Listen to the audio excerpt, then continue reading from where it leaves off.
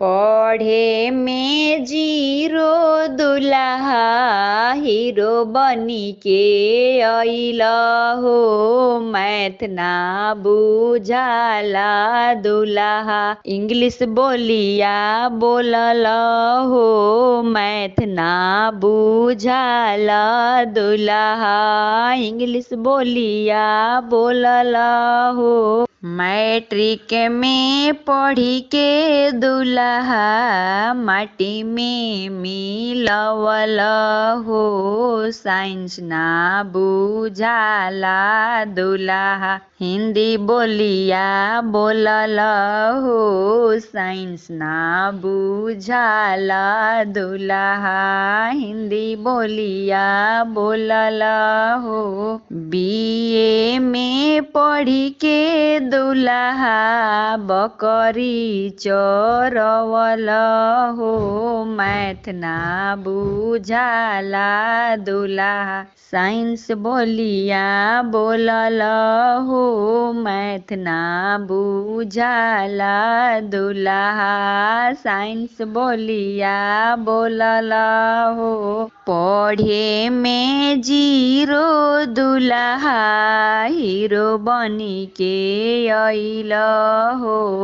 कुछु ना बुझाला दुल्हा जीरो बाटा नंबर हो।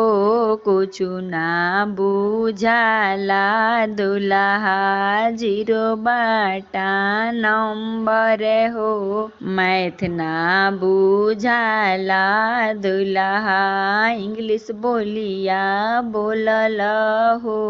मैथ ना बुझाला दुल्हा साइंस बोलिया बोलल हो। मैट्रिक में पढ़ी के दुल्हा लड़की में मिलवल हो।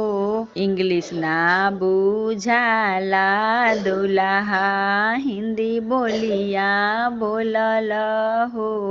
कुछु ना बुझाला दुल्हा हिंदी बोलिया बोलल हो।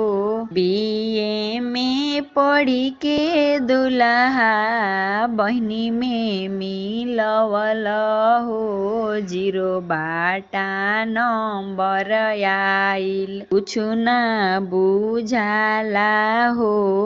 जीरो बाटा नंबर आइल कुछु ना बुझाला हो।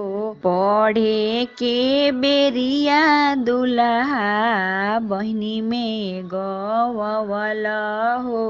कुछु ना बुझाइल दुल्हा जीरो बाटा नंबर हो।